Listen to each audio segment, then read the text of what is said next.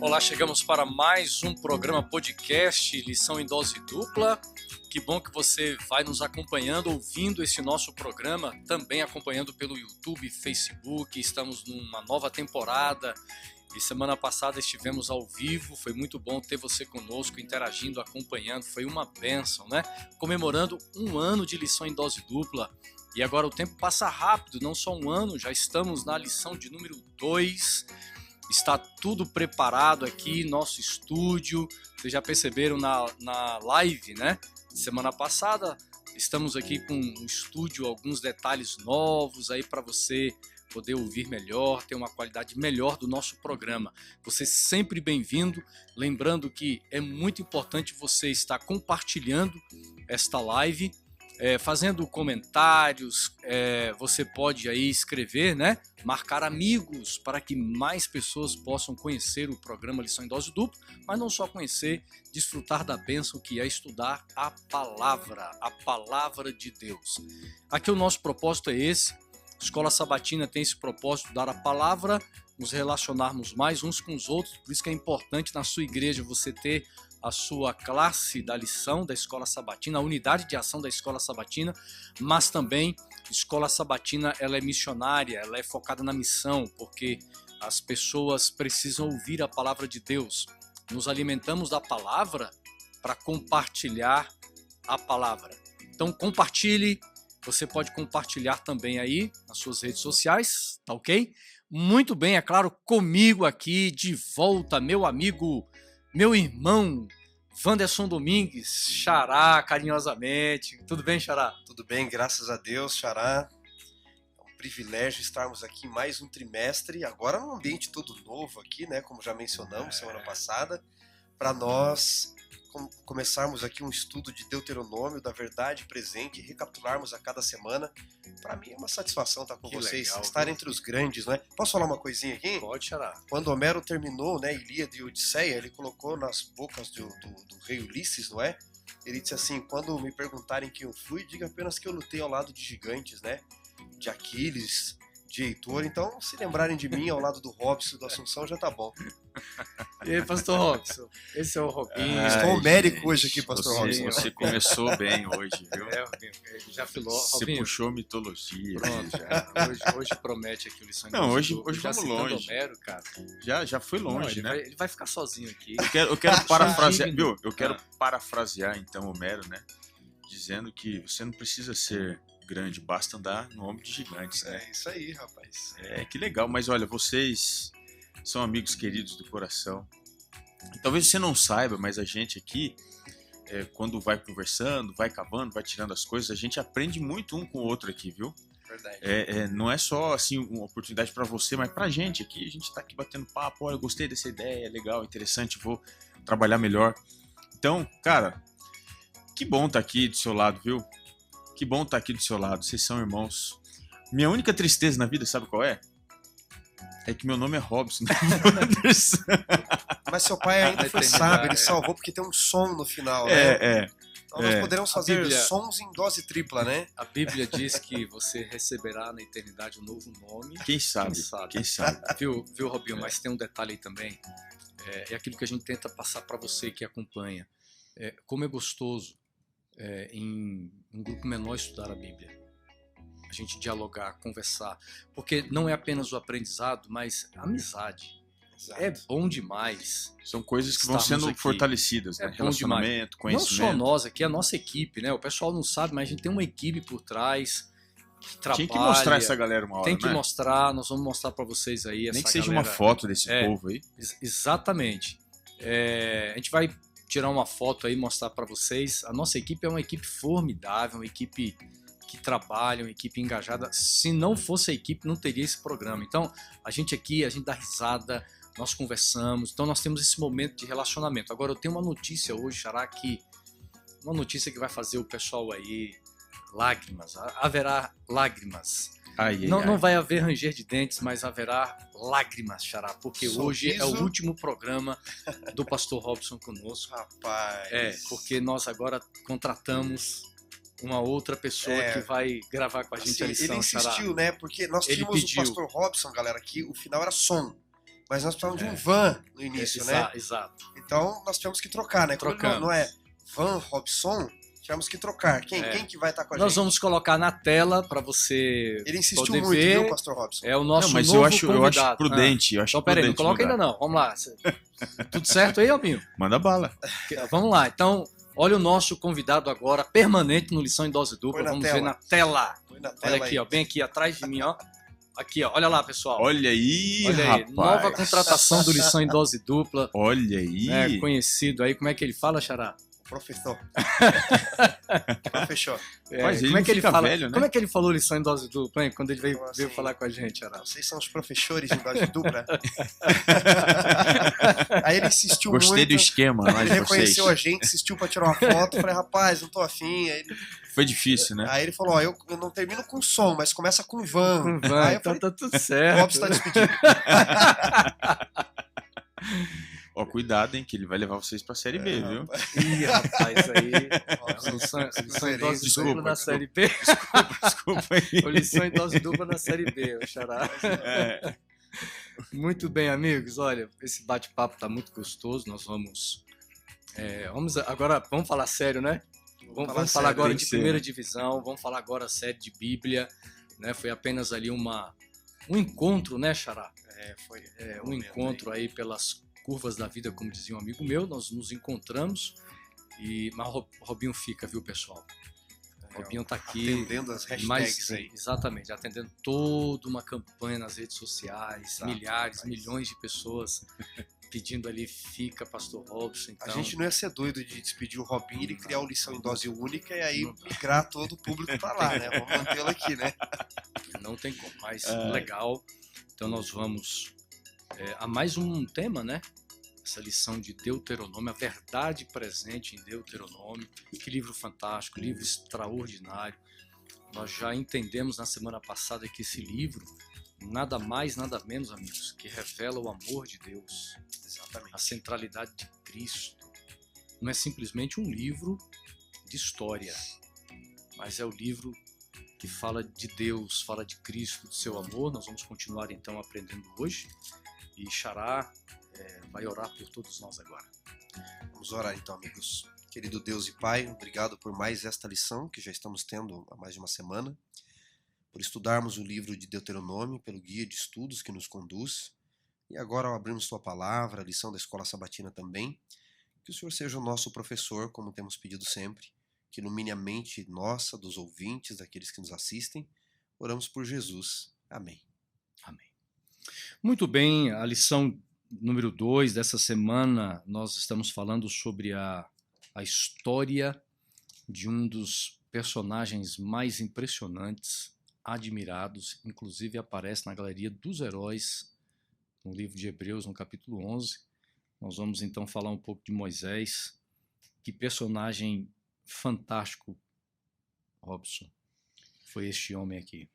A gente, quando vai à Bíblia, existe um princípio de construção dentro da revelação que a gente precisa considerar. Lá em Provérbios 22, o verso 28, tem um conselho muito interessante que diz assim: não remova os marcos antigos que seus pais colocaram. Ou seja, Deus, ele não faz nada que ele não já tenha feito. Então, ele sempre constrói com base no passado. Então, é como se fosse um edifício onde você vai subindo, mas sempre usando a mesma estrutura. Desta forma, Moisés, ele vai servir como que se fosse uma coluna vertebral. A imagem dele, a lição que ele traz, o que ele representa para nós hoje, serviu de base para muitas coisas que Deus veio a fazer depois. Então, a figura central, a gente percebe que ele nos ilustra como que Deus trabalha. Se a gente entende isso, a importância do passado, a gente descobre que o passado ele constrói o presente que ilumina o futuro. A gente vive num contexto hoje de desconstrução.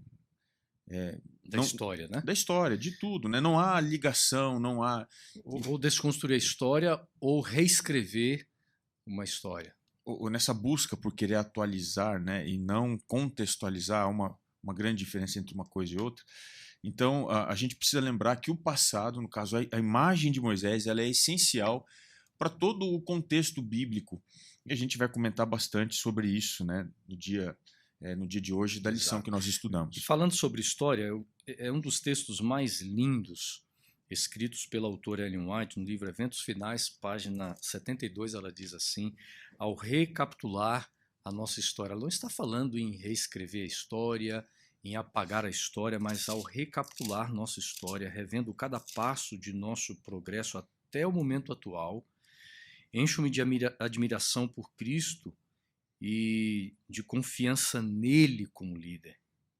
Nada temos a temer em relação ao futuro, a menos que nos esqueçamos da maneira pela qual o Senhor tem nos conduzido e de seus ensinos em nosso passado. Eu acho sensacional. É uma das lindo, citações lindo, dela lindo, lindo. mais lindas, né? Aqui a gente entende um princípio, que é o princípio da memória subjacente. O que é isso? É um passado que ele é quase invisível, mas ele é presente. Deus, ele vai trabalhando. Não significa que a história seja cíclica, ela é linear. Uhum. Mas algumas coisas que Deus fez no passado, ele volta a fazer num contexto futuro.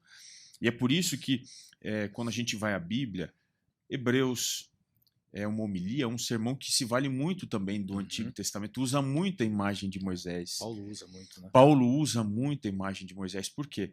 Porque essa memória subjacente que está escondida, que é uma coisa assim quase que invisível, ela sustenta o presente e ela ilumina, né, o Exato, futuro. viu, Xará? E falando em história, revisitar a história, recapitular, o capítulo 11 de Hebreus é recapitular a história, é lembrar da história. É muito importante isso. Quando nós voltamos, Deus sempre chama, sempre nos chama a volta ao passado. E Hebreus não chama a uma volta ao passado para ver simplesmente atos da história, mas a manifestação de Deus na história, na vida de pessoas, de homens, mulheres. Exato, né? A gente falou aqui várias vezes, né, amigos, que a história que nós encontramos na Bíblia, nesses arquétipos fundantes do cristianismo, não é lógico que nós queremos como reais, sim, mas não é história só sobre eles, é sobre nós, né? Revisitamos a história para ver as ações de Deus na vida deles e como Deus pode agir na nossa vida também, né? E para os teóricos que nós temos aí da memória, Maurice Halbach, né, que escreveu sobre memórias coletivas, né? Ele diz que, primeiro, memórias não são inventadas. Elas não podem ser inventadas. Senão não seriam memórias, né? Seria uma construção iminente. Segundo, a memória ela é reconstruída, mas ela também nos molda. Então, por exemplo, Pastor Robson, quem é o seu avô? Você vai dizer, meu avô era um camarada assim, assado. Bom, o seu avô, o que você está dizendo dele, vem da memória da sua avó, da sua mãe, do seu pai que o conheceu, de repente você não teve muito contato com ele, ou seja, a memória que você tem é a memória de muitos outros também. Então, o que a Bíblia está fazendo no Novo Testamento, em Hebreus e muitos outros lugares, é apenas usar a memória de todos os profetas para mostrar as ações de Deus e para que num pensamento coletivo todos tenham o ideal das ações divinas, né? E veja, falando dessa temática de voltar ao passado, o próprio Paulo, na primeira epístola, a carta aos Coríntios, capítulo 10, é o nosso verso aqui para memorizar, capítulo 10, 1 Coríntios, capítulo 10, versos 3 e 4, ele diz assim: todos eles comeram do mesmo alimento espiritual e beberam da mesma bebida espiritual, porque bebiam de uma pedra espiritual que os seguia, e a pedra era Cristo. E aqui a gente já começa, então, um pontapé, vamos dizer assim, da grande ênfase que o livro de Deuteronômio está dando, a figura de Cristo sendo percebida, sendo revelada já no Antigo Testamento, né? Então nós vamos comentar sobre a lição da história e de vida do ministério de Moisés, mas para a gente, amigos, falar um pouquinho sobre a vida de Moisés, sobre a sua história, é importante nós salientarmos aqui, porque antes de haver uma história, teve um chamado, né, Pastor Robson? Né, Robinho? Exatamente. Moisés é chamado por Deus. E é interessante, Xará, que o chamado de Moisés, há uma figura extremamente crucial porque é quem o chama. Exato. E lá o Deus que se manifesta a Moisés, no original, você que é mais estudioso das línguas bíblicas aí, né? E Deus se apresenta como Yeshua, né? E a gente consegue entender aqui uma profundidade da forma como Deus se revela a Moisés no momento em que o chama. Isso é muito significativo para a gente poder entender essa introdução da lição. Em Êxodo 3,14 ele se apresenta como o grande Yahweh, né? Eu sou o que sou, não é? Uhum. Agora, Moisés é um personagem de fato fantástico na Bíblia. Uhum. E se Deuteronômio é para mostrar a guia de Deus, não é? O amor de Deus pelo povo. Deus é no discurso de Moisés em Deuteronômio, como já vimos que a repetição, né, da lei ou a repetição das palavras, nós temos em Moisés uma figura para relembrar quem é Cristo. Só que antes de entrar em Moisés, eu queria mostrar um discurso de Pedro no Novo Testamento. Vamos dar um pulinho lá? Em Atos capítulo 3. Porque aí nós vamos entender o chamado de Moisés e como ele faz esse link com Jesus Cristo, não é? Vou pedir até para o pastor Robson ler para nós, pode ser, Xará? Claro, estou aqui disposto, achei aqui já. Atos 3, 22 ao 26. Parece muito, mas são textos curtinhos. Beleza, vou ler aqui então, Atos 3, 22 a 26. Disse, na verdade, Moisés: o Senhor Deus vos suscitará dentre vossos irmãos um profeta semelhante a mim. A ele ouvireis em tudo quanto vos disser. Acontecerá que toda alma que não ouvir a esse profeta será exterminada do meio do meu povo. E todos os profetas, a começar com Samuel, assim como todos quantos depois falaram, também anunciaram estes dias. Vós sois os filhos dos profetas e da aliança que Deus estabeleceu com vossos pais, dizendo a Abrão: na tua descendência serão abençoadas todas as nações da terra. Tendo Deus ressuscitado o seu servo, enviou-o primeiramente a vós outros para vos abençoar, no sentido de que cada um se aparte das suas perversidades. Notem que esse texto, esse discurso de Pedro em Atos 3, ele é central para o cristianismo, né? E nesse discurso, onde ele vem falando das línguas, etc., ele entra na questão de Jesus, ele começa com o texto de Deuteronômio 18, verso 15, não é? O Senhor suscitará um profeta, não é? No meio de vós, semelhante a mim. Então já havia na cultura e tradição judaica uma expectativa, eles aguardavam um profeta na linhagem dos profetas, semelhante a Moisés, do qual Moisés era um tipo, né, um protótipo, mas maior do que Moisés, porque o fato de no discurso de Pedro, Xará, ele colocar aqui todos os profetas, não é? Lógico, Moisés já está ali, depois ele usa até com Samuel e todos que falaram e anunciaram, não é? Depois dele, em outros dias, ele faz um discurso, aqui é o resumo do discurso de Pedro, mas Pedro possivelmente citou todos os profetas, inspirado pelo Espírito aqui, Pedro cita toda a linhagem dos profetas e termina com quem? Com Jesus, dizendo Jesus é o maior de todos os profetas. Mas ele cita o texto de Deuteronômio, já que estamos estudando até o livro, né? 18:15 em diante, não é? O Senhor suscitará dentre vós, dentre os vossos irmãos profetas, um profeta semelhante a mim. E depois nós vamos ver que Jesus é até maior.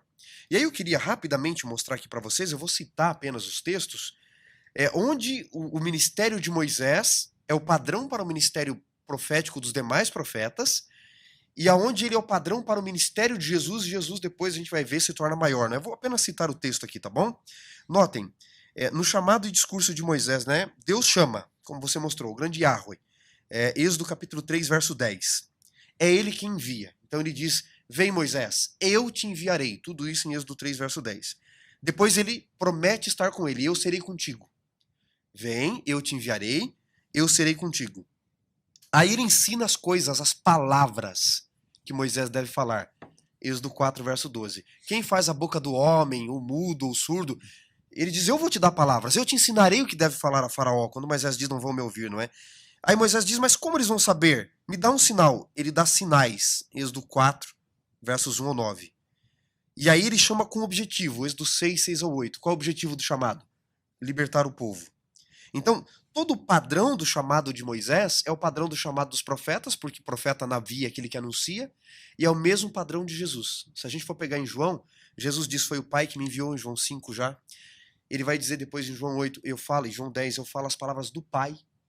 Eu vim para revelar quem é o Pai, eu vim com o propósito de salvar. O padrão é o mesmo. Tem uma informação só a acrescentar aqui. você já começa ali em Êxodo 3. Se a gente volta um pouquinho antes, o Êxodo 2 mostra Moisés sendo tirado das águas, que é um paralelo com o messianado de Cristo, sendo assumido também a partir das águas.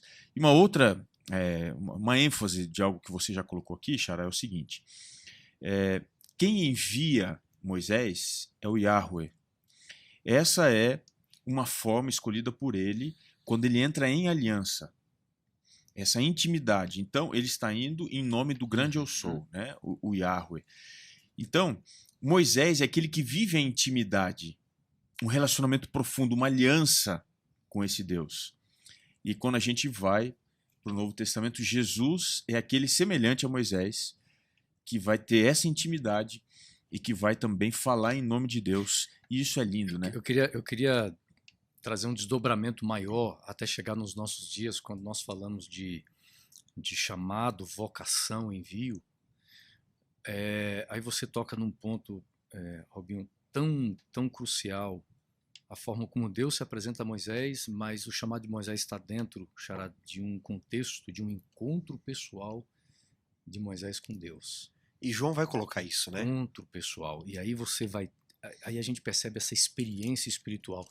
Veja bem, quantas pessoas hoje têm dúvidas com respeito ao chamado? E quando eu falo chamado, eu quero ser um pouquinho mais específico agora. É o chamado ao ministério. O chamado, a sua convicção ao chamado ao ministério, ou as suas dúvidas, elas não podem se basear naquilo que você acha que é ou não é, naquilo que um pregador falou ou não falou, embora seja importante a exortação de um pregador, né? Ou um apelo de um pregador para que você se envolva no ministério, mas a grande questão é a sua experiência pessoal com Deus, porque Moisés teve isso. Então, quando nós temos uma experiência pessoal com Deus, de saber que Ele nos chamou, e nessa experiência espiritual, pessoal, nós somos chamados por esse Deus dentro de um contexto de aliança, nós não teremos dúvidas do nosso chamado, da nossa vocação, porque a vocação vai ter a ver, ou tem a ver, com a forma como nós vamos ser usados por Deus, e é claro, a nossa certeza do envio. Nunca iremos sozinhos. Não foi fácil para Moisés. A história mostra, ele questiona várias vezes, eu não sei falar, as pessoas não vão me ouvir, mas Deus colocou esta certeza na mente e no coração dele, e é claro que durante a história, Deus vai confirmando na vida de Moisés chamado, vocação, escolha, e por que não, confirmando um compromisso, né? Uma aliança que Deus faz com ele dentro de um contexto maior da aliança que Deus faz. Meu xará, a certeza de quem nos chamou e enviou é a certeza do cumprimento da missão de fato, né? É a certeza de quem nos chamou e de quem nos enviou. Pastor Robson, na sua fala me despertou algo até em Mateus, né? Você falou do chamado das águas de Moisés. Veja, Mateus, não só João, Mateus já havia colocado isso, né? Porque quando você pega o livro de Mateus, Jesus é o segundo Moisés ali.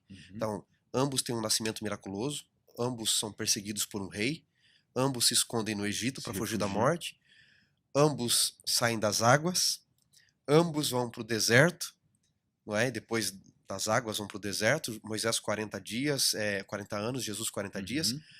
Ambos são libertadores do povo, ambos morrem e ressuscitam.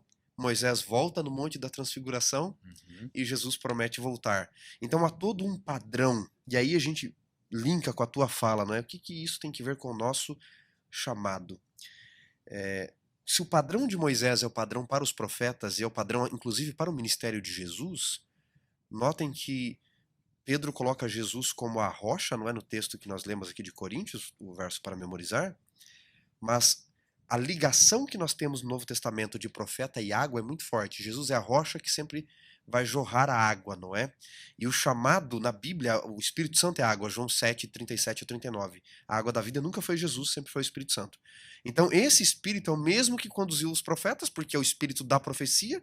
Então os profetas são profetas pelo Espírito Santo. É o mesmo que conduz Jesus, Jesus no poder do Espírito volta para Galileia, e é o mesmo que Jesus deixa para chegar até os nossos dias para concluirmos o ministério que ele nos chama. E sobre a questão do ministério, especificamente de Moisés, a gente percebe que ele tem todo o formato do ministério de Cristo.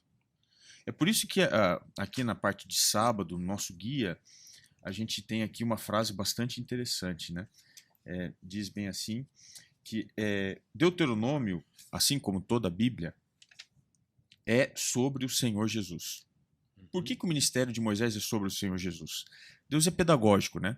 Ele vai usar o ministério de Moisés para ilustrar como é que vai ser o ministério de Jesus. Por quê? Moisés é o grande instrutor. É aquele que vem para instruir um povo que estava perecendo em 400 anos de ignorância.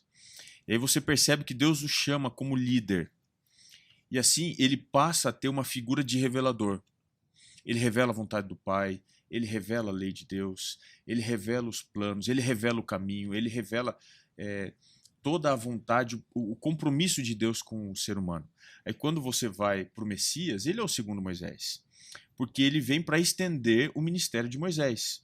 Eu queria me valer aqui, você tinha mencionado apenas, eu quero só dar uma olhada aqui em João. Tem aqui alguns textos bastante interessantes. No final do primeiro século da era cristã, ainda esse era o entendimento das pessoas sobre o ministério de Cristo. Quer ver? Lá no capítulo 1, 1 João, capítulo João, capítulo 1. Evangelho mesmo. Evangelho de João, capítulo 1. Nós temos ali o verso 17, né? Tem uma comparação, né, entre sombra e realidade. Porque a lei foi dada por intermédio de Moisés, a graça e a verdade vieram por meio de Jesus Cristo. Aí se avança um pouco mais, o verso 45. Filipe encontrou Natanael e disse-lhe: achamos aquele de quem Moisés escreveu na lei e a quem se referiram os profetas, Jesus o Nazareno, filho de José. Veja que Jesus é aquele que Moisés escreveu sobre, né?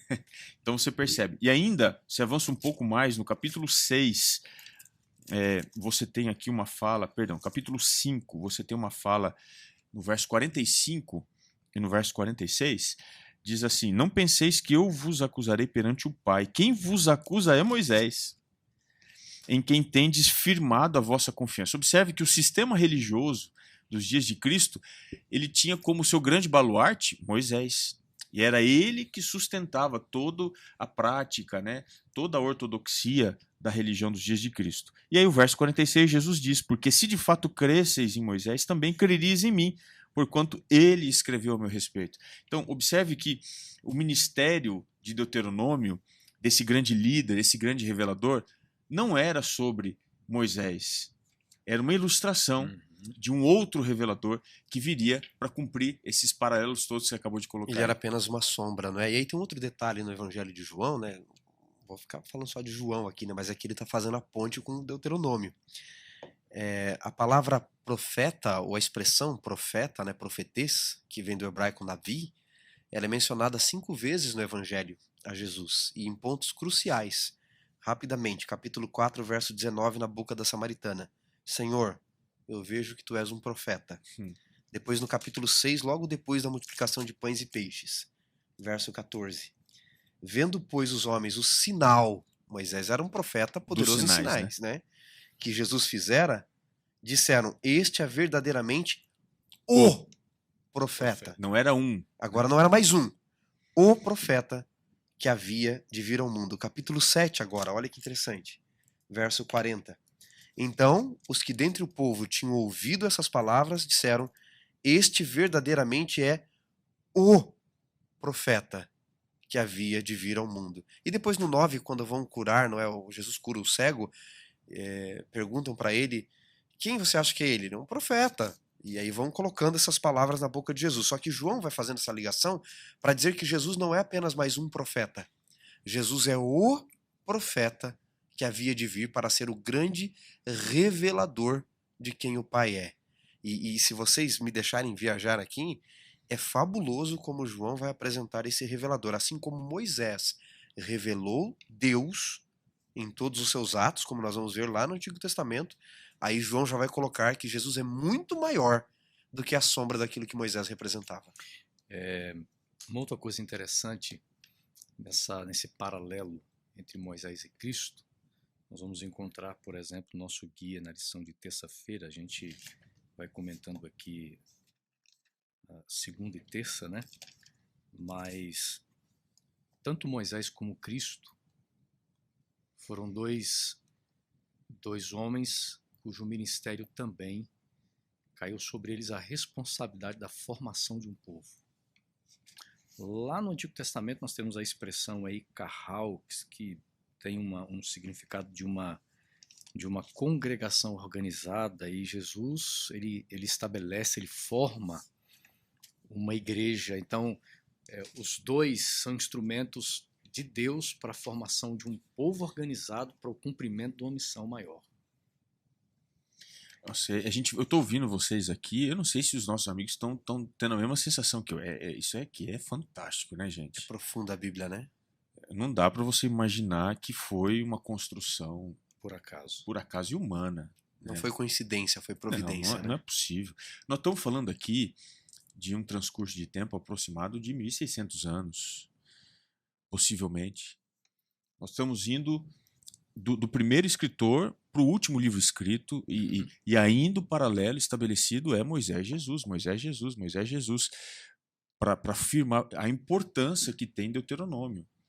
Que o ministério não era de Moisés apenas, ele era um tipo, ele era uma sombra de Cristo. E todos esses exemplos aqui que a gente está trazendo à mesa só ilustram que a Bíblia é uma coleção da verdade, não das, né? Da verdade que Deus revela nas pessoas, mas especialmente em Cristo. Eu queria compartilhar com vocês o texto de Deuteronômio, porque aqui nós entramos de uma forma específica no livro, porque desde semana passada até agora nós estamos nesse prelúdio, entendendo o contexto, para nós realmente termos uma base sólida para compreendermos o livro de Deuteronômio, capítulo 1 de Deuteronômio, o versículo 3. Para aqueles que não pensam que Velho Testamento não há profecias, e muitos acham que profecias no Velho Testamento, Robinho, é ali, né? Isaías, Jeremias, Daniel e os profetas menores, mas nós vamos encontrar acontecimentos proféticos se cumprindo. E aqui nós temos um texto, Deuteronômio capítulo 1, verso 3 diz assim: aconteceu que no 40º ano, no primeiro dia do 11º mês, Moisés falou aos filhos de Israel, segundo tudo que o Senhor lhe havia ordenado a respeito deles. E esse texto bíblico ele vai conversar, dialogar, para a gente poder entender Números capítulo 14, verso 34. E aí a gente consegue, Xará, compreender essa relação profética aqui, já no início do livro de Deuteronômio. 14, 34. Números 14, verso 34. Vamos lá, Números 14. Vou ler aqui para vocês então, amigos. Verso 34. Segundo o número de dias em que espiaste a terra, 40 dias, cada dia representando o ano, levarei sobre vós as vossas iniquidades 40 anos e tereis experiência do meu desagrado.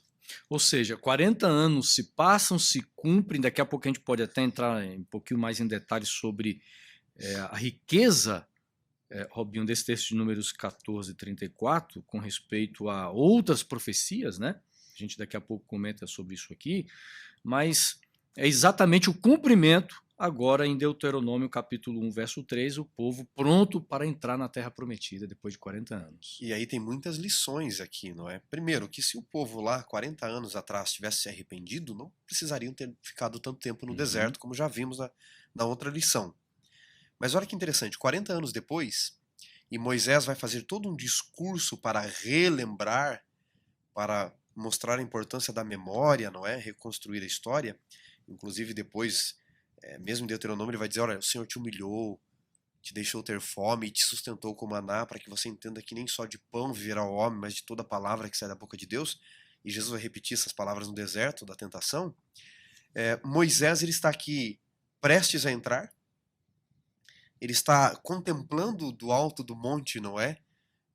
A terra de Canaã. Ele faz todo o discurso e ele não entra. Para mostrar que, embora Moisés fosse a sombra, o personagem principal é Jesus que os conduziu. E é Jesus que vai fazê-los adentrar, não é? Através de Josué. Moisés não vai entrar. E isso me remete, queridos amigos, para um outro texto do Novo Testamento, em Mateus, no Monte da Transfiguração. no capítulo 17 de Mateus. Quando Jesus está para morrer, Moisés volta do céu, ele está conversando ali com Cristo, e Elias está junto, e aí Mateus diz assim, conversavam a respeito da sua partida, do seu êxodo em grego, né? Do seu êxodo, todo o êxodo está presente aqui. Como que Moisés veio do céu com Elias e conversa com Jesus a respeito do êxodo? Ellen White, voz profética aos adventistas, ela diz que eles estavam animando Jesus, dizendo, olha, nós somos a prova de que vale a pena você não desistir. Porque se você não morrer, temos que descer. Moisés está dizendo, eu não consegui nem pôr o povo em Canaã lá. Agora eu que estou em Canaã Celestial, tenho que descer. Ou seja, foi você quem colocou o povo, foi o Senhor quem colocou o povo lá. É o Senhor quem vai nos colocar em Canaã Celestial. Então, o que me relembra em Deuteronômio é que todo o discurso de Moisés é para mostrar o quê? Deus vai pôr vocês em Canaã. E termina com Moisés, embora a gente não saiba em Deuteronômio, Judas vai nos dar isso depois, mas com Moisés indo a uma outra Canaã para mostrar o Deus que pôs Israel na Canaã terrestre. Um povo que não merecia, que nem tinha poder para entrar. É o mesmo Deus, não é Moisés, não é um líder comum, é o mesmo Deus que vai nos conduzir a Canaã Celestial. Você vê, é a sombra confirmando a realidade, né? Exato. Moisés vem animar, a sombra, ele que é a sombra, ele vem animar e confirmar o ministério daquele que era a realidade. Porque normalmente nós pensamos o contrário. E a maneira, Robinho, como Deus trabalha, né? Você vê, lá no Getsemane, Deus envia um anjo para confortar e animar Jesus. Aqui aparece a figura de Moisés. E como Moisés foi importante na história, porque não só Moisés se apresenta no Monte da Transfiguração como uma figura de impacto espiritual na vida de Cristo, mas a vida dele inteira diante do povo, como intercessor. Aquele que às vezes até disse assim, Senhor, risca meu nome. Eu acho assim, a primeira, tem algumas intercessões de Moisés. A mais difícil para mim foi essa do episódio de Cades Barneia, lá em Números 14, verso 11 a 20. Por quê? A gente observa lá Moisés tendo que, porque até então o foco das intercessões de Moisés era ele, era o povo, mas essa intercessão da rebelião de Cades Barneia, o foco é Deus. Porque agora o problema não estava só com o povo, o problema não estava só com o líder do povo, o problema, se Deus destruísse mediante essa rebelião em Cades Barneia, deles se recusando a entrarem na Terra Prometida, o problema agora estaria com o plano.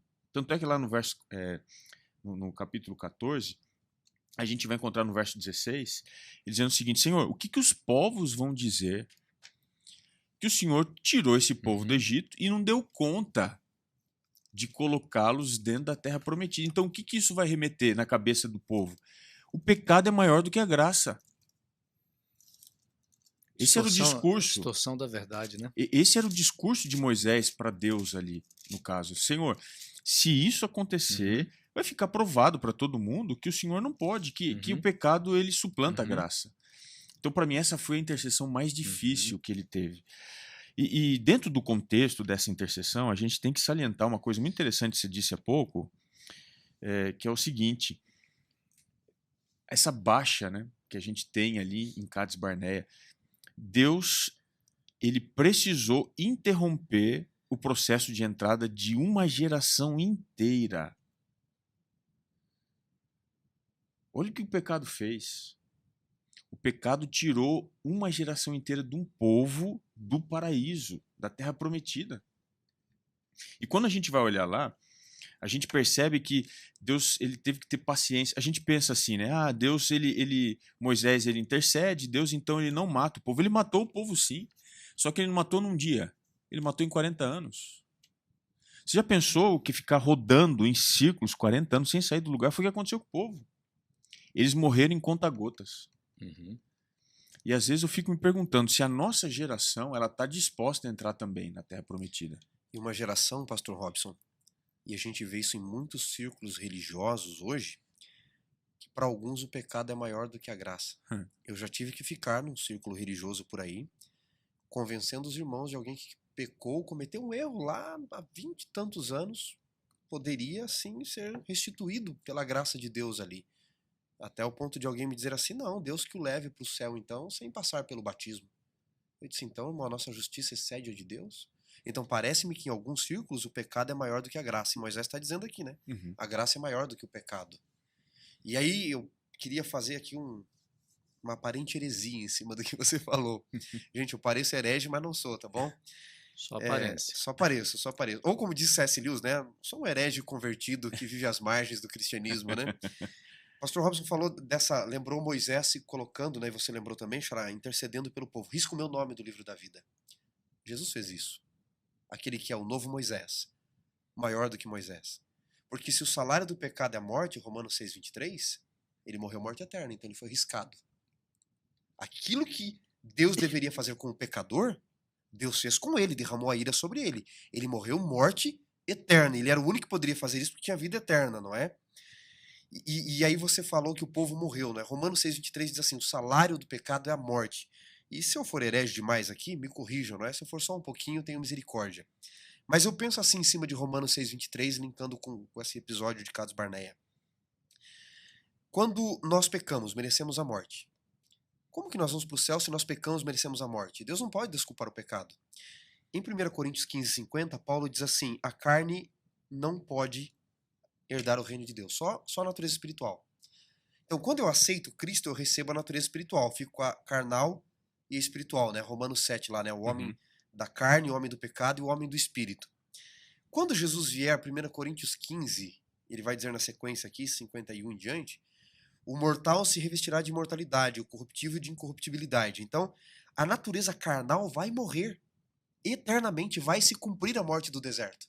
Só que quem aceitou Jesus como quem o aceitou, lá no deserto também, tem a natureza espiritual. Esse vai para o céu, porque o pecado, a carne não herda o sangue. Então, Romanos 6,23 se cumpre. Todos morrem. Todos morrem. Mas nem todos vivem. Por quê? Porque vida eterna é só na natureza espiritual que Cristo garantiu. E nessa imagem aqui, né, nessa rebelião, só gastando mais um tempinho antes da gente avançar, nessa imagem, essa rebelião que a gente percebe que é uma rebelião que ilustra com muita precisão o que é o pecado, né? A gente percebe que aquela geração que perece, essa geração, ela pereceu dentro de um contexto de mais privilégio do que a geração que entrou no paraíso. Sabe por quê? A geração que perece, ela perece com o privilégio de ter Moisés conduzindo, de ver a manifestação de Deus, e ainda assim não era suficiente, eles perecem. A nova geração tinha uma grande baixa, porque Deuteronômio é despedida de Moisés. Ele não vai com eles para a Terra Prometida, eles não viram os feitos poderosos, mas ainda assim eles entraram, enquanto que os outros ficaram. Então, eu queria refletir, né? Talvez aí você que está acompanhando, está com o coração apertado e tudo mais, pensando assim, e como é que está o cristianismo, como é que está o mundo, está perdido. Veja, nós não podemos controlar o todo, mas a gente pode controlar a nossa vida. Eu posso fazer parte de uma geração rebelde, mas eu não preciso ser como essa geração, porque você tem Josué e Caleb. Exato. Josué e Caleb que entram, eles têm a alegria, eles têm o privilégio, eles entram no apagar das luzes da vida, lá bem velhinhos, mas são os mais corajosos e são aqueles que assumem os maiores riscos de conquista, porque eles tiveram o benefício que aquela geração não teve. Andaram com Moisés, viram as manifestações de Deus, e mesmo sendo velhos, eles diziam, quem são esses gigantes? E veja, amigos, Deus é maravilhoso, porque ele não forma um povo perfeito. Ele forma um povo com as suas imperfeições, com essa natureza, Xará, que você coloca. Eu acho que uma das grandes razões do povo, desta geração completa, não entrar na Terra Prometida, é não abrir mão dessa natureza, não abrir mão do Egito que governava os seus ideais, seus sonhos, as suas realidades e, por que não, as suas verdades, né? Mas, embora fosse um povo rebelde, Deus não pensou assim, eu tenho um plano B, um plano C, eu vou abrir mão desse povo, tentar escolher uma outra nação, um outro povo. Deus estava com tudo sob controle. Mas a grande questão que a gente vai percebendo aqui, essa necessidade de Deus formar um povo no tempo do fim, nos dias de Cristo, Cristo forma uma igreja, e nós vamos ver de uma forma tão clara, tanto em Atos como nos Evangelhos, Atos e também nas epístolas, né, que a igreja no primeiro século não era um povo perfeito. Era tão rebelde quanto, né? Eram pessoas rebeldes. Você percebe nos escritos de Paulo aos Coríntios, uma igreja que deu muito trabalho, um povo difícil. Nós vamos perceber lá no livro do Apocalipse, a carta às 7 igrejas, onde Deus repreende, onde Deus revela os pecados das pessoas. Então, a gente vive numa sociedade hoje que muitas pessoas elas têm um discurso bonito dizendo que não se pode haver hipocrisia, quando muitas vezes, na verdade, ela não quer aceitar a imperfeição dentro da igreja. Mas existe imperfeição dentro da igreja porque dentro do povo de Deus no tempo do fim, nós já estamos vivendo, porque nós somos, mas nós estamos num processo de transformação. Nós estamos num processo de busca pela terra prometida, e aí, como você falou, né, Xará, a necessidade da gente abrir mão de nós mesmos, dos nossos castelos que a gente constrói, né? Dos nossos próprios ideais, abrir mão de tudo isso em detrimento daquilo que é melhor e maior, daquilo que Deus tem para a nossa vida, né? Que é maravilhoso. E aí, para a gente caminhar para o final, a hora está passando aqui rápido, voa, né? E nós vamos então chegando aqui, amigos, exatamente num tema, quando o pastor Robson já foi mencionando aqui o momento em que Israel adentra pelas terras ali prometidas por Deus, nós vamos ter então alguns problemas, né? Nós vamos ter aí um conflito entre Israel e uma nação, Xará. Exatamente. Colocar o povo em Canaã significava destruir quem estava lá. Por muito tempo Israel pediu, né, Senhor, até quando? Até quando? E Deus dizia, olha, ainda não se encheu a medida da iniquidade dos amorreus, de Garzeus, Jebuseus, filisteus, não é? Que é até o tema da lição aqui de quinta-feira. E aí a gente entra num questionamento que a modernidade faz, não é? Se Deus é tão bom, por que ele pediu que o povo de Israel entrasse lá nessa terra de Canaã, onde estavam esses amorreus e os outros povos, como em Jericó, e destruísse tudo, crianças, mulheres, animais? Que Deus é esse, não é? Só que nós esquecemos que antes de Deus destruir, ele salva, não é? Antes de Deus destruir Sodoma e Gomorra, Deus salvou Sodoma e Gomorra através de Abraão. Sodoma e Gomorra ia morrer. Já eram escravos. Ló e todos os reis foram levados. Deus os salvou, Melquisedeque foi lá, eles adoraram a Deus. Antes de destruir o Egito e os primogênitos do Egito, Deus salvou o Egito através de José. E mesmo antes de destruir Canaã, Deus deu todas as oportunidades, inclusive uma prostituta, que fazia parte dos párias da sociedade, disse, eu não quero morrer. Nós temos ouvido há 40 anos o que vocês fizeram. E eu não quero morrer. E Deus salvou. Se Deus salvou Raabe, não podia salvar o restante do povo? Mas aí a gente chega aqui, meus amigos, em Deuteronômio 20, que é uma lei que Israel usa até hoje. Eu estive conversando com uma pessoa do exército lá em Israel, a última vez que fui para lá, e é muito curioso porque esta lei é a lei do exército hoje lá. Deuteronômio 20, versos 10 a 11, fala o seguinte, né? Quando vocês se aproximarem de alguma cidade, algum povo para a guerra contra ela, ofereçam a paz. Se a sua resposta é de paz, e se abrir as portas, todo o povo nela será sujeito, não é, a trabalhos, vos servirá. Deus faz uma proposta ali, mas ofereça paz. Agora, se eles não querem, então guerreie contra eles. Até hoje, Israel nunca ataca primeiro. Israel só ataca, mesmo que a mídia tente manipular algumas informações, Israel só ataca, eu estive lá várias vezes, quando ele é atacado. Então Deus antes... Retaliação, né? Exatamente, retaliação. Deus antes propôs a paz. Antes de destruir, Deus oferece a salvação. Interessante sobre esse episódio é que ele tem que cuidar bem com as minhas palavras, que eu posso soar aqui indelicado. Mas é que ele explica muita coisa. Tem muita gente que acha e faz o seguinte, faz uma divisão entre o Deus do Antigo Testamento e o Deus do Novo Testamento. Um Deus de graça e bondade no Novo Testamento e um Deus de justiça, de ira, de raiva no Antigo Testamento. Quando a gente faz uma leitura sem fazer uma análise diacrônica, ou seja, ao longo do tempo, ao longo das coisas, a ação do povo na entrada da Terra Prometida não parece fazer muito sentido. Mas a gente tem que lembrar que Deus foi específico, o guia até mostra aqui, lá em Gênesis 15, Deus foi específico com Abraão. Ele falou o seguinte: Abraão, veja, eu estou dando para você toda essa terra aqui, ela é sua. Só que não vai ser agora. Você vai ter que esperar 400 anos, porque a medida da iniquidade dos amorreus ainda não se completou. Ou seja, o povo fala, mas Deus é injusto quando manda matar. Ué, o povo não ficou no cativeiro lá 400 anos, levando chicotada no lombo, trabalhando de dia e de noite, não tinha 13º, não tinha férias, não tinha nada, 400 anos sofrendo. O povo emburreceu, o povo empobreceu, o povo sofreu. Por quê? Porque Deus estava dando misericórdia e graça para aquele outro povo. Eu imagino, não está escrito em lugar nenhum, que se durante esse tempo o povo lá de Canaã, os amorreus, enfim, todos os eus possíveis ali, se eles aceitassem, quando Deus tirou o seu povo do Egito, possivelmente a entrada deles seria uma entrada de paz. Mas o que acontece? Nós temos, inclusive, nesse ato da entrada do povo na Terra Prometida, uma ideia do cumprimento profético dessa geração que era uma geração profética. Veja, a geração anterior era a geração que seria usada por Deus como... como é que chama? É um pretor, aquele que coloca o juízo em prática? Como é que a gente poderia...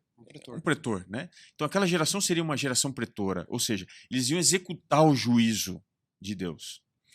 Mas agora eles abdicaram mão disso. Eles acharam que os inimigos eram maiores do que eles. Então Deus faz o seguinte, Deus dá a essa geração que esperou 40 anos para se levantar, Deus dá a essa geração o juízo que ele, Deus, está esperando 400 anos para executar. E aí, quando Deus executa o juízo de Deus é misturado, claro, com misericórdia e graça, sempre será, mas ele é definitivo. Viu, amigos? Você já está introduzindo o que eu quero perguntar para vocês aqui. Nós vemos numa época onde está se perdendo no meio cristão muitas colunas bíblicas, muitas verdades bíblicas que elas são extremamente cruciais dentro desse quebra-cabeça. Quando a gente quer montar um quebra-cabeça, né? E um dos temas é sobre o juízo. É muito comum em muitos contextos teológicos e igrejas falar demais na graça de Deus. E a gente tem que falar demais na graça de Deus porque ela é real, ela é viva, ela existe, ela é presente hoje. Mas o problema é quando nós falamos de uma verdade e omitimos uma outra verdade. E essa verdade do juízo, essa verdade de como Deus lida com o mal, em muitos contextos não está sendo mais ensinado. Então é bem possível que alguém que esteja nos assistindo agora não tenha compreensão desse outro lado da verdade. Só entende o lado do amor de Deus. Deus é amor, ele aceita todo mundo do jeito que é e aceita, mas ele também não liga para a iniquidade que há no meu coração e Deus vai permitindo que eu permaneça assim. E a história aqui nos traz exatamente falando sobre a questão da destruição de seres humanos, a destruição de pessoas. E aí eu queria colocar para vocês, como é que a gente vai encontrar o amor de Deus dentro de um contexto onde pessoas precisam ser eliminadas, vidas precisam ser apagadas? Posso tentar responder? Não sei se eu vou conseguir, se eu não conseguir, você me socorre, viu? O motorista. O motorista é o seguinte, quando a gente vê o juízo de Deus, às vezes é difícil você enxergar o amor, a misericórdia, às vezes. Mas a gente tem que entender o seguinte, Deus, o juízo de Deus não é contra o ser humano, é contra o pecado. Esse é um ponto extremamente importante. É contra o pecado. Agora veja, para Deus julgar o pecado, a Bíblia diz que ele é longânimo. O que isso significa? Ele não faz isso de uma hora para outra e ele também não faz isso no alto da sua ira, o que Deus faz? Ele leva um pleno conhecimento, ele esgota todas, é como se fosse um trânsito em julgado, ele esgota todas as apelações, todas as possibilidades. Então, o juízo de Deus é contra o pecado. Quando a gente vai à Bíblia, a gente encontra que o lago de fogo e enxofre, que é esse grande momento apoteótico do juízo de Deus, ele foi preparado para o diabo e os seus anjos. Não foi para o homem pecador. Mas não significa que não vai ter homem lá. Vai ter gente lá. Quando eu vou aqui em Judas, por exemplo, o verso 6, tem aqui um verso que me ajuda a entender um pouco esse princípio aí. Diz assim: e a anjos os que não guardaram o seu estado original. Veja, se o lago de fogo foi reservado para esse povo, os anjos caídos, diz assim, os anjos que não guardaram o seu estado original, mas abandonaram o seu próprio domicílio. Veja, estes anjos, diz aqui Judas, ele, falando de Deus, tem guardado sob trevas, em algemas eternas, para o juízo do grande dia. Ou seja, Deus, ele não executou o juízo imediatamente, apesar de já ter julgado o pecado. Então, nesse contexto, o que eu entendo? Quando Deus vai julgar um povo, como no caso ali de Deuteronômio, quando Deus vai executar a sua ira e justiça, Deus ele não está privando aquele povo do seu amor, misericórdia e graça, mas ele vai julgar o pecado. Quando eu escolho o pecado, o momento certo desse juízo ele chega. Por isso que o exemplo da destruição do povo entrando na Terra Prometida, ele é também uma sombra de um juízo maior que um dia vai acontecer, especificamente no lago de fogo e enxofre, contra o diabo, contra o pecado e contra os pecadores que forem impenitentes, ou seja, não quiserem se arrepender. Fantástico, viu, Robinho? Xará? Rapaz, tem pouca coisa a acrescentar depois disso, né? Mas eu queria relembrar Calvino aqui, né? Ele diz: eu não quero uma lei sem Cristo e também não quero um Cristo sem lei. Eu não confiaria num juiz que só condena, mas também não confiaria num juiz que só absolve. O juiz não está ali só para condenar. Quem condena é a lei, o juiz vai julgar ali a posição ali daquele que está sendo acusado, não é? Daquele que é o contraventor da lei. Muitas vezes o juiz vai inocentar, vai dizer: não, a acusação está errada, não condiz, é infundada. Agora, eu confiaria num juiz que tem todas as provas que alguém estuprou, esquartejou e fez tudo isso e não faz nada? Deixa a lei passar às cegas? Então, esse povo que Deus mandou Israel destruir, a gente se esquece que eram povos que queriam violentar os próprios anjos, que violentavam pessoas assim à luz do dia, aquilo que se faz às ocultas Sociedade hoje. muito cruel, né, Xará? Era cruel demais, Deus passaria por alto, sabe? E aí que nós chegamos à conclusão de que se Deus fosse só justiça, ele seria um tirano. Mas se ele fosse só misericórdia, ele seria um fraco. Então a justiça e a misericórdia, como diz a Bíblia, elas têm que se abraçar. Elas têm que andar de mãos dadas para que haja um equilíbrio. Então eu não confiaria num Deus que é só misericórdia e num Deus que é só justiça. Precisa ser uma moeda com duas faces para que haja um equilíbrio. E ele não justifica o pecado, né? Isso tem que ficar muito claro. Ele justifica o pecador. Exatamente. E aqueles pecadores em particular, eles não aceitaram, né? Aquele povo, né? Ou aqueles povos ali. A história de Moisés, voltando à lição geral, é isso. O povo erra, não entra em Canaã. E Moisés também errou. Feriu a rocha, puxou glórias para si. Então ele julga Moisés, sim, mas também o salva pelo arrependimento de Moisés e o leva a Canaã celestial. Isso é o ofício do ministério profético nosso hoje, que nós somos chamados a anunciar, a conduzir um povo a Canaã. Todos nós podemos ser um pouquinho de Moisés. Pelo menos a unha do dedo mindinho esquerdo de Moisés, né, já ajudaria, não é? E esse ofício profético não é fácil. Eu posso ler para vocês um texto que me faz chorar diante de tudo que vocês vivem e eu vivo, já vivemos no ministério? Em Jeremias, capítulo 20, e aqui tem que ver com o ministério profético de novo, né? Voltando, tudo isso que falamos é sobre ministério profético. Jeremias 20, verso 7, Jeremias diz assim, né? Na versão de hoje diz: Senhor, o Senhor me enganou. Jeremias 20, verso 7, o Senhor me enganou. Moisés poderia dizer isso, né? Olha tudo que eu tive que passar. Olha tudo que eu tive de sofrer. E você que é chamado para um ministério profético hoje, a anunciar a palavra, conduzir o povo, conduzir sua família a Canaã, você vai sofrer. E aí ele diz aqui, não é? O Senhor me enganou e enganado eu fiquei. O Senhor foi mais forte do que eu e prevaleceu. Eu sirvo de escárnio todo dia. Cada um deles zomba de mim, porque toda vez que eu tenho que abrir a boca, eu tenho que falar de violência e destruição. Estamos falando aqui do juízo agora há pouco. Porque a palavra do Senhor se tornou uma vergonha, um engano todo dia. E então eu pensei, nunca mais vou me lembrar do Senhor. Nunca mais vou abrir a boca para falar do seu nome. Mas só de pensar nisso, foi como um fogo que ardeu meu coração, que encerrou os meus ossos e desfaleço. Ou seja, o ministério profético não é fácil. Porque você não tem que falar só de graça e bondade, você tem que falar de justiça, de destruição também. Chamar o pecado pelo nome, coisa que muitos não querem fazer hoje, não é? Então, despecaminizando o pecado, como já falamos outro dia. Mas quando ele pensa em desistir, ele diz, eu fui enganado, o senhor me dissesse tudo que eu ia passar mesmo, eu não teria passado, aceito. Eu não sei se eu soubesse tudo que eu ia passar e sofrer pelo ministério, lá atrás, na minha experiência, eu teria aceitado. E às vezes, como Jeremias, a gente diz, o senhor me enganou, porque eu sofro. E eu sofro mais porque quando eu penso em largar, eu não consigo. Porque aquele que recebeu o chamado, e vocês receberam, eu sei porque eu os conheço, vocês são irmãos para mim. E não é fácil. E como Jeremias, como Moisés, a gente diz, Senhor, eu não consigo viver sem falar do Senhor. Mas não é fácil falar do Senhor. Esse é o ministério profético que todo crente é chamado. E não é fácil falar do Senhor, porque esse Senhor precisa estar habitando dentro de nós, né? Governando no centro do nosso coração.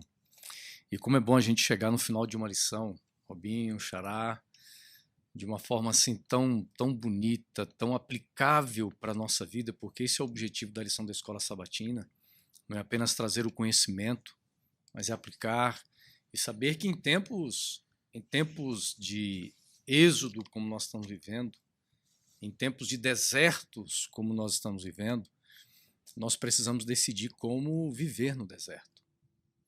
É viver como Josué e Caleb, olhando para uma terra que já está chegando quase o dia de nós partirmos para lá. Mas vivermos também na perspectiva de Moisés. Viver tendo a certeza de um chamado, de uma aliança, de uma vocação, porque Deus te chamou, Deus te deu um ministério extraordinário e que você viva esse ministério à luz daquilo que Deus planejou para a sua vida.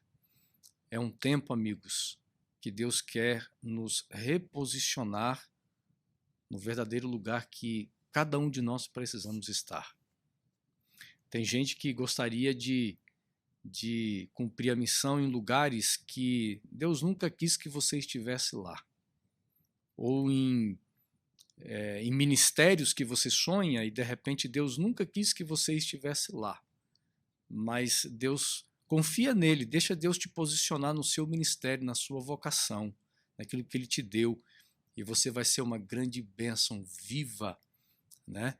Viva o cumprimento dessa aliança que Deus fez com você, baseado naquilo que Deus propõe para a sua vida e para outras pessoas. Que Deus te abençoe, foi muito bom ter você acompanhando com a gente aqui a nossa lição, né, Pastor Robson e Xará. Sempre lembrando, pessoal, compartilhe a nossa lição, vai fazendo seus comentários, fica aqui a nossa gratidão, chegamos ao final e eu quero então pedir ao Pastor Robson que termine abençoando, pastor, a todos nós ao final deste nosso estudo. Vamos orar. Nós te agradecemos, Senhor, porque temos bem evidente dentro da tua palavra que assim como o Senhor conduziu um povo do Egito, do cativeiro, para a terra prometida, em Cristo, o Senhor também tira um povo do contexto do pecado e o prepara para entrar na eternidade.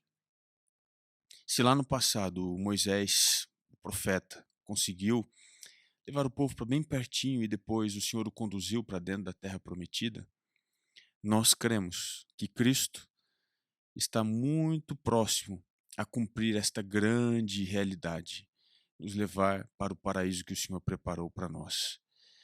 É claro que o mundo está caindo, a imoralidade se espalha, mas nós queremos ser como Josué e Caleb, aqueles que se salvam desta geração e entram pelo teu poder, pela tua misericórdia e graça, dentro da promessa que o Senhor confiou a todos aqueles que o aceitassem. nós o aceitamos. Aqui está a nossa confissão, Senhor. Pode ser difícil, podemos nos ferir na viagem, mas nós sentimos a tua mão nos conduzindo e isso nos basta. Assim, entregamos a nossa vida em tuas mãos, pedindo que o Senhor apresse a volta do teu filho. Ele venha nos buscar. Nós já estamos com saudade de algo que não conhecemos. E clamamos a Ti para que seja o mais breve possível o retorno de Jesus, orando nos méritos da cruz do Calvário. Amém, Senhor.